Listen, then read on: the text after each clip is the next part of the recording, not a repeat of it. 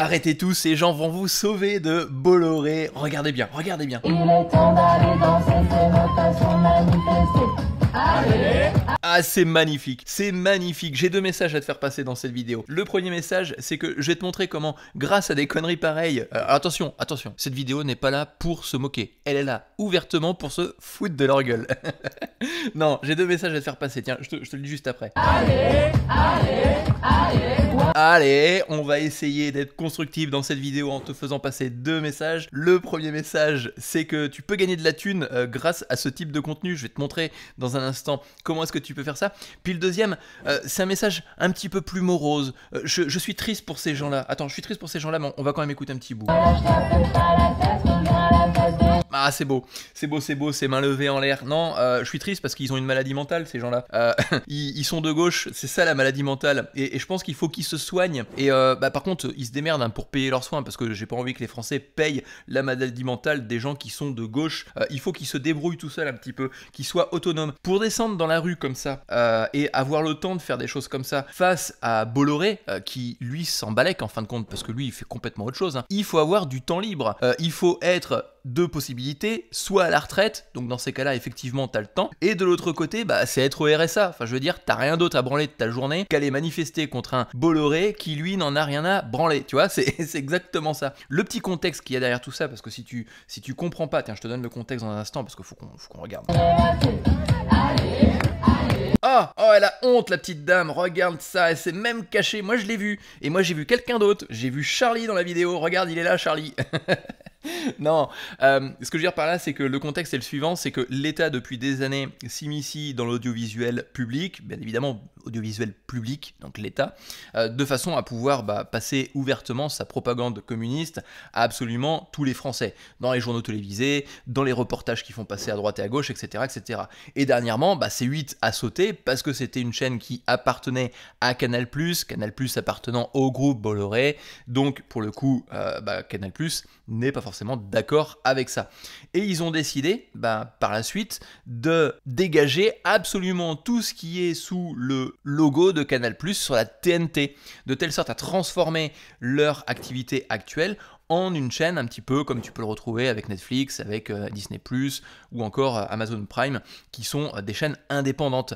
Et ils se sortent complètement de l'État en fin de compte. Ça veut dire que derrière, tu vois, ça c'est un truc qui aurait pu être financé par le CNC. Le CNC,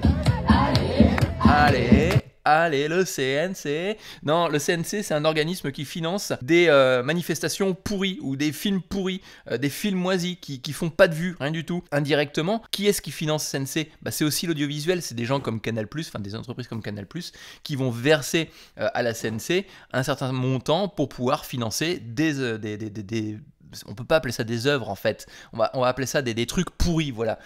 Et donc demain, justement, ce reversement, ils vont être moins redevables à l'État de reverser tout ça, puisque concrètement, ils sortent du joug de l'État. Mais ce que je veux dire par là, c'est que là où c'est quand même assez grave, c'est que ces gens se battent pas fondamentalement pour ça, ils se battent pour une fausse idée. Comme quoi c'est de la faute, c'est de la faute de Bolloré. Attends, on va remettre une petite image. On manifeste. Allez, voilà comme ça, c'est plus pétillant, il y a des petites écharpes de couleurs, il y a des petites lunettes décorées, et puis il y a de l'animation, tu vois, on sent la rage dans ces gens-là. Non, ils se battent contre la mauvaise personne. Aujourd'hui, Bolloré est considéré comme le grand méchant loup, et eux sont les petits moutons, ils sont au milieu, tu vois, ils font une manifestation, c'est joli, c'est tout beau, ils s'amusent bien dans la rue. Et de l'autre côté, tu as qui? Tu as le berger. Le berger explique à ses petits moutons, attention, le grand méchant loup va vous croquer si vous restez pas bien parqué correctement. Et le berger, c'est l'État qui fait passer ce message-là pour faire quoi? Pour tondre et retondre le français toute l'année. Et c'est dans un but purement d'élection présidentielle qu'ils mettent ça en place. Parce que s'ils ont suffisamment de moutons à disposition qui peuvent conserver dans la pauvreté, parce que être à la retraite aujourd'hui et puis être au RSA, c'est le même niveau, tu restes dans un niveau de pauvreté. Parce que c'est contrôlé par l'État, parce que l'État fait en sorte de pas trop monter le revenu de telle sorte à ce que tu ne puisses pas t'en sortir, pour pouvoir faire quoi? Se positionner en tant que grand berger, en tant que grand sauveur, le moment où tu auras des élections présidentielles, et tous ces petits moutons pourront voter, en fin de compte, pour le berger, plutôt que de voter pour une personne qui, lui, a vraiment réussi sa vie, qui lui, c'est peut-être pas sorti les doigts du cul comme un gars devrait le faire s'il est au RSA, mais qui a réussi sa vie et qui continue à réussir sa vie sur tous les plans. Ces gens se battent contre des gens qui ont réussi. Ces gens qui n'ont jamais réussi, qui n'ont rien accompli, se battent contre des gens qui ont réussi à cause de qui? À cause d'un endoctrinement communiste de l'État. C'est exactement ça. Allez, on va essayer de remettre un petit peu de gaieté dans cette vidéo. Fier, en manif, fier, danse radicale. Oh, regarde comment ça se bat bien quand même, c'est beau. Danse radicale. Hop là, le coup de genou dans le menton. C'est même, tu vois, c'est presque violent. Ça, c'est de l'ADN qui fait vraiment partie de la gauche. Il y a une violence dans les propos, dans la gauche. Tu regardes Mélenchon, je suis désolé, tous ses discours sont violents. Il a des propos qui sont de la colère, de la rage.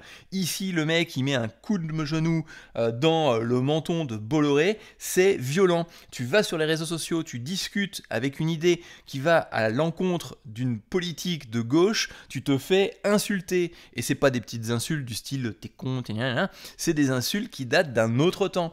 Et si en plus tu oses mettre de l'argumentation derrière, bon là tu te fais bloquer, tu te fais censurer. On prend par exemple Barnier, même si sa politique elle était pas fofolle non plus, mais il avait même pas encore commencé à travailler, il était même pas encore élu Premier ministre, que de toute manière la gauche avait dès le départ décidé de le torpiller. Et pendant 2 mois, qu'est-ce qu'ils ont fait? Eh bien ils ont pris des amendements à tout bout de champ qui étaient dégueulants d'impôts dans tous les sens, qui ne pouvaient pas convenir forcément à l'État d'aujourd'hui. Et donc, il a été obligé d'utiliser le 49.3 de telle sorte à se faire passer tout ça, et il s'est mangé sa censure. C'est exactement ça. La gauche est violente. C'est dangereux pour la France d'être de gauche sur tous les points. Sur les points économiques, aussi bien sur le point moral. Allez, Danse radicale. on va passer au deuxième sujet. Cal. On résiste des terres. On résiste des terres. Putain, on pourrait mettre ça dans un match de foot, tu vois. Bon, allez, deuxième point. Deuxième point, c'est qu'il y a une bonne nouvelle dans tout ça. Si aujourd'hui, tu as du mal à se joindre les deux bouts, si aujourd'hui, tu as du mal à joindre les deux bouts, si aujourd'hui, c'est compliqué pour toi, si même aujourd'hui, voilà, tu entends ce message-là, tu te dis, le connard, il dit que je suis au RSA, il me traite de feignasse. Eh bien, sors-toi les doigts du cul et je vais te montrer une méthode simple que tu peux utiliser toi, à ton niveau, pour pouvoir commencer à dégager des compléments de revenus. Alors, tu vas voir, ça va changer ta vie. Et tu vas te construire une liberté financière au fur et à mesure. J'aime pas utiliser le terme liberté financière pour une simple bonne raison, c'est que ça a été vendu et survendu par des influo-vendeurs, par des influo-branleurs qui sont à Dubaï. Mais ce que je veux dire par là, c'est que c'est la vérité. Si aujourd'hui, tu as un salaire qui est fixe tous les mois et que tu galères dessus, tu n'as qu'une seule chose à faire, c'est de trouver du complément de revenu. Il y en a qui font du black, bon, c'est une chose, et je les encourage à en faire. Et de l'autre côté, tu peux utiliser des outils qui sont à ta disposition pour le faire, qui sont sous tes mains. Et je suis sûr que tu l'as en ce moment, en train de regarder cette vidéo, c'est ton téléphone. Tu peux utiliser les réseaux sociaux, comme YouTube, comme TikTok, pour te dégager des compléments de revenus dans un premier temps. Et au fur et à mesure, ça va devenir des revenus. Ici, sur cette chaîne-là, je te montre les statistiques pour te motiver que c'est tout à fait possible. Regarde, on a fait un pic à 11 434 vues le 28 novembre, c'était il n'y a pas longtemps. J'ai fait une petite pause parce que j'avais autre chose à faire. On a remis en place notre petit système tranquillou 8000 pour pouvoir refaire chauffer la chaîne. Et dernièrement, pas plus tard qu'hier, on était à 11 100. Je suis un peu deg. Je t'avouerai que je suis un peu deg sur ce coup-là parce qu'à 300 près, on aurait pu battre le petit record ici. Et dans l'espace de 48 heures, on est déjà à 16 000 vues alors qu'on n'a pas encore 1000 abonnés sur cette chaîne-là. Et je te montre les statistiques pour pouvoir t'encourager, parce qu'on a commencé il n'y a pas longtemps. Regarde sur 90 jours. 90 jours, c'était le calme plat. Et je te montre tous les jours comment est-ce que tu peux faire des choses comme ça, et tu n'as qu'une seule chose à faire en fait. C'est t'abonner à cette chaîne et de regarder ce que je mets en place. De regarder, je t'ai fait même une petite formation qui te montre comment Louis Boyard est un youtubeur d'exception. Dans cette vidéo, je vais t'apprendre, je t'explique comment est-ce que tu peux faire comme lui pour pouvoir commencer à tourner tes premières vidéos. Et volontairement, je ne montre pas ma tête sur cette chaîne-là pour te montrer que c'est possible même sans montrer ta tête. Et notre objectif, quel est-il? Eh bien, il est d'aller atteindre les 1000 abonnés déjà dans un premier temps et de faire les 4000 heures de vues. Mais 4000 heures de vues, c'est rien. Là, les calculs sont un petit peu à la bourre parce que c'est sur 365 jours et si tu as regardé un petit peu les statistiques que je t'ai montré précédemment, ne serait-ce que rien que sur les 28 derniers jours, on a déjà fait 1000 vues. Donc ça veut dire que si on voulait prendre la même vitesse qu'aujourd'hui, dans 4 mois, on a nos 1000 vues. Mais c'est pendant 4 mois, tu plantes des petites graines qui vont te rémunérer le moment où tu auras atteint ces étapes-là. Et ça veut dire quoi? Ça veut dire que plus tu vas planter de graines au fur et à mesure, plus tu vas progresser rapidement, parce que YouTube, c'est une progression de tes revenus continue, parce que tu vas pouvoir planter une graine aujourd'hui, une graine demain et après-demain, etc. Et tu vas arriver avec un paquet d'arbres que tu vas pouvoir cultiver et que tu vas pouvoir faire grandir et qui vont faire grandir tes revenus au fur et à mesure. Et tu peux le faire aujourd'hui. Des trucs comme ça, moi, toi, des trucs comme ça, je trouve ça désolant pour ces personnes-là. Grève générale, grève générale, Grève générale. La grève, tiens, on fait une petite parenthèse vite fait sur la grève et les syndicats. Les syndicats, il faut changer la mentalité que tu peux avoir ou la vision que tu as de ces mecs-là. Ce sont des collabos de l'État. Ils sont subventionnés par qui? Par l'État. Donc ils ont un conflit d'intérêts avec l'État. Et c'est quoi leur boulot des syndicats? C'est pas de négocier pour toi de meilleurs intérêts, non. C'est de négocier les meilleurs intérêts pour l'État et de faire en sorte qu'il te contrôle correctement dans les rues avec pas trop de débordements. Prends l'exemple des Gilets jaunes. Les Gilets jaunes, il y a des années, c'était un mouvement qui était uniquement citoyen. Le jour où on a commencé à mettre les syndicats dans ce mouvement-là, étrangement, on a vu des violences apparaître dans les journaux télévisés et ils ont perdu absolument toute la force du mouvement qu'ils avaient initialement. Donc les syndicats ne sont pas là pour te protéger, ils sont là pour te torpiller. générale, râle. Allez, va chercher tes potos, vas-y, râle. Ah, on va chercher les poteaux. Et ben moi je vais t'expliquer comment avec tes poteaux tu peux faire de la thune sur YouTube ici. C'est très simple, des trucs comme ça qui t'énervent, tu vois, moi je l'utilise, je parle dessus. Mais t'es même pas obligé de faire ça parce que c'est vrai que c'est compliqué. Il faut un petit outil d'enregistrement vidéo, il faut un petit micro, il faut prendre le temps de parler et tout ça. Non, tu vas dans ta rue et puis tu filmes un truc qui t'énerve et tu donnes ton opinion. Et t'as même pas besoin de montrer ta tête. Je montre pas ma tête spécialement pour te montrer que c'est faisable de progresser rapidement, et on peut pas dire qu'on n'a pas progressé rapidement. Regarde les statistiques, sur les 90 derniers jours, on a progressé comme des gros porcs. On a fait un nombre d'abonnés qui est quand même assez impressionnant pour une chaîne qui n'a pas encore ses 1000 abonnés. Donc même sans montrer ta tête, tu as la possibilité de pouvoir générer du contenu. Et tu prends ton téléphone, tu filmes, c'est nul, c'est pas grave, tu publies. Tu publies sur YouTube, tu as planté une graine. Tu publies sur TikTok, tu as planté une graine. Et tu laisses pousser cette graine. Elle est peut-être moisie cette graine là au départ, c'est-à-dire qu'elle est complètement pourrie, elle va rien apporter. Ce n'est pas grave, tu vas en planter une deuxième et tu auras de la chance avec la deuxième. Et puis t'en plantes une troisième et une quatrième. Et tu fais ça ne serait-ce qu'une fois par jour. Je suis sûr que tous les jours, tu sors de chez toi et tu peux filmer un truc qui t'énerve. T'es pas obligé de parler de trucs qui t'énervent, mais en même temps, expliquer les trucs qui t'énervent, c'est aussi à but de santé mentale. C'est bien pour ta santé d'exprimer ce qui t'énerve. Ça évite déjà de payer un psychologue. T'as vu, même la gauche voulait, mettre des séances de psychologue une fois par mois gratuites pour absolument tous les Français. Non, ça ne sert à rien. Tu exprimes les sujets qui t'exaspèrent au quotidien. C'est une solution. Et d'un point de vue psychologique, tu te sentiras beaucoup mieux. Moi, je me sentirais mieux 2 fois parce que je me serais bien foutu de leur tronche. Allez, on s'en met une petite tranche. Amène tous tes potos, tous ensemble pour les faire plier. Tous ensemble, on va gagner. Voilà, on s'étire après la manifestation parce que il faut rester souple pour les prochaines manifestations.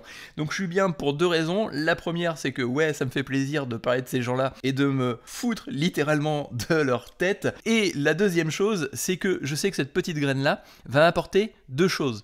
De la visibilité et en même temps des abonnés supplémentaires parce que je suis persuadé qu'il y a des gens qui pensent exactement comme moi et dans tous les cas, même si ces personnes-là ne sont pas d'accord avec moi, elles iront certainement m'insulter dans les commentaires et moi, quand je me sens insulté, je me dis que j'ai réussi mon objectif.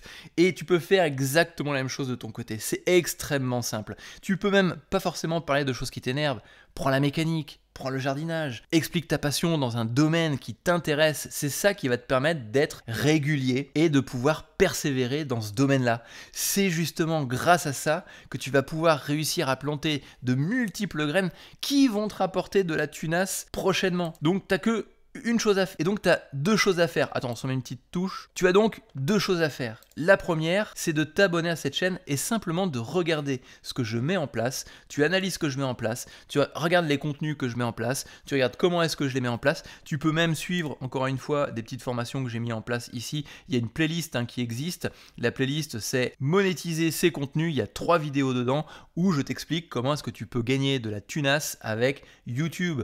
Donc tu vois, c'est très simple. Et la deuxième chose, alors la deuxième chose, avant la deuxième chose, on s'en remet une petite tranche pour le plaisir. On a le son qui met le fuego, le cortège devient trop chaud. Les rosiers, c'est choc. On résiste en bloc. Ah, on résiste en bloc. Ça, franchement, c'est de la rythmique. Non, la deuxième chose, c'est ne te laisse pas faire. Exprime-toi dans les... Et la deuxième chose, c'est te laisse pas faire. Exprime-toi en commentaire. Voilà, allez, à plus.